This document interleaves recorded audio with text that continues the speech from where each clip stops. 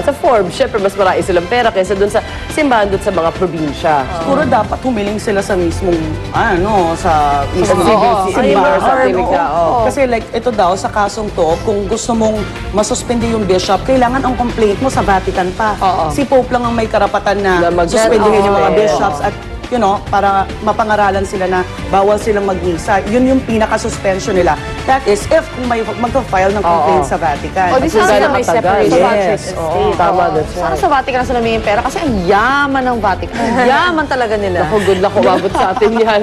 At bukod sa kontrobersyal na SUV, naging sentro rin ng investigasyon ng Senado kahapon ang pagbili ng PNP ng mamahaling helicopter noong isang taon. Isinawalat ni Senator Panfilo Lacson na second-hand lamang at hindi bagong-bago gaya ng unang pag-ako ng PNP ang Robinson R44 Raven Police Headquarters. Nagkakalaga uminoto ng 105 million pesos na base sa hawak na dokumento ni Senator Lacson ay dating pagmamay-ari raw ng pamilya Arroyo na posibleng sapilitan daw na ibinenta sa PNP. Ang PNP naman sinabing nagsagawa rin sila ng investigasyon bago pa ang expose na ito ni Lacson. At ito na diskubre nilang taong 2003 pa ginawa ang mga unit at humigit kumulang 500 flying hours na ang nailipad ng chopper nang ipa-maintenance check ito. At pinagpapaliwanag na rin ng PNP ang supplier ng mga chopper, ang Manila Aerospace Products Trading o MAPTRA. Wala pang pahayag na turang kumpanya tungkol sa kaso habang dumipensa naman si dating First Gentleman Mike Arroyo tungkol sa issue. Bagamat totoo raw na may Volco helicopter ang kanilang kumpanyang LPA Incorporated, hindi raw ito ibinenta sa PNP kundi sa isang pribadong kumpanya. So parang... So, di kanila yan? Pang ilang benta na ba yun? May middleman pa pala? Ano ba yan? Lumalabas ang mga na-purchase isa-isa. Samantala, pasadahan naman natin ang mga maaksyong balita sa umagang ito sa ating Ronda Reports.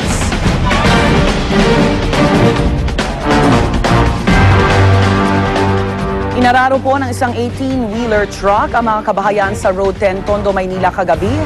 Yan ang Ronda Report ni Dante Perelio. Dante.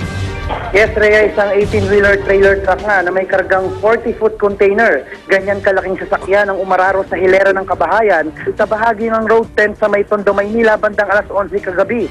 Kaya ganun na lang ang pagkabigla ng mga residente rito. Rhea, 3 bahay ang nasira habang isang owner-type jeepney at isang kuliglig naman ang nawasak nang mabangga ito habang nakaparada. Sa lakas ng impact, Rhea, ay pumasok ang truck sa loob ng bahay. Nadamay rin sa aksidente ang 2 lalaki makaraang mahagip habang nakatambay sa tabi ng kalsada. Isinugod sila sa Gat Andres Bonifacio Memorial Medical Center matapos magtamo ng mga galos at sugat.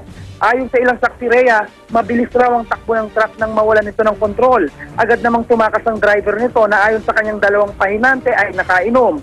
Na-aksidente rin daw sila dahil iniiwasan nila ang isang nakagitgitan sa daan at dahil sa pagulan kagabi ay naging madulas ang kalsada. Ang buong detalye abangan mamaya sa unang balita. Rhea? Alright, maraming salamat, Dante Perelio. Samantala, timbog naman sa isang drug buy-bust operation sa Los Baños, Laguna ang isang profesor na pinaghihinala ang tulak ng shabu sa loob at labas ng kanilang campus. Kinilala ang suspect na si Jason Gulay, na isang tourism and HRM professor at 5 semestre nang nagtuturo sa Laguna Polytechnic State University. Nakuhanan si Prof ng 5 sachet ng pinaghihinalaang shabu. Mariin namang pinabulaanan ni Professor Gulay ang paratang na nagtutulak siya ng droga dahil gipit siya sa pera. Handa raw siyang patunayan sa korte na inosente siya at wala siyang kasalanan. Samantala, patay naman po ang 2 hinihinalang magnanakaw ng motorsiklo matapos silang makipagbarilan sa mga pulis sa Los Baños, Laguna. Yan ang Ronda Report ni Victoria Tulad. Victoria. Rhea, 2 hindi pa nakikilalang lalaki ang patay sa Los Baños, Laguna matapos makipagpalitan ng putok sa mga pulis pasado alas 5 ng hapon kahapon. Hinihinalang ninakaw ng 2 ang motor na kanilang sinasakyan dahil tugma ito sa itsura ng isang naiulat na nawawalang motor pasado alas 12 ng tanghali kahapon. Sakto namang namataan ito ng mga pulis at ng aktong sisitahin ng mga lalaki ay biglang tumakbo at nagpaputok. Na-recover sa mga suspect ang kalibre 38 baril at isang granada. Hinala ng mga otoridad kabilang ang mga suspect sa isang grupo na ang modus ay mga nangarnap ng motor para gamitin sa pang-hold up. Rhea? Alright, maraming salamat, Victoria Tulad. Panawagan naman po ng Department of Foreign Affairs sa mga may hawak ng lumang passport dyan. Mag-apply na po kayo para makakuha kayo ng e-passport. Ito ay para maiwasan ang pagdami ng drug mules at paglala ng human trafficking sa ating bansa. Mula nang simula ng pamamahagi ng e-passports noong 2009, umabot na po sa mahigit 2.5 million Filipinos ang nagkaroon nito. May security features din po ito gaya ng integrated circuit na naglalaman ng impormasyon ukol sa identity ng may-ari. Kaya ang good news ng DFA, mas pinabilis na ang proseso ng pag-a-apply ng e-passports. Magbabayad lang po ang aplikante ng 950 pesos para sa 25 working days processing. O pwede ding 15 days lang pero 1,200 pesos po ang bayad. Kung may katanungan kaugnay sa e-passport, maaaring tumawag o mag-email sa DFA. Pero kahit na isinusulong nila ang e-passports paglilinaw ng DFA, pwede pa naman magamit ang mga green at maroon passport na hindi pa expired. Pero soon na rin daw yung ating green passport, hindi na rin i-recognize sa ibang bansa. Kaya kailangan habang maaga, ngayon pa lang, e-passport na. Ano yung 110? Ang bongga, tinatago ko yun for ano lang. Nostalgia's sake lang talaga na parang sulat kamay ito. Parang tagal na nun, ano?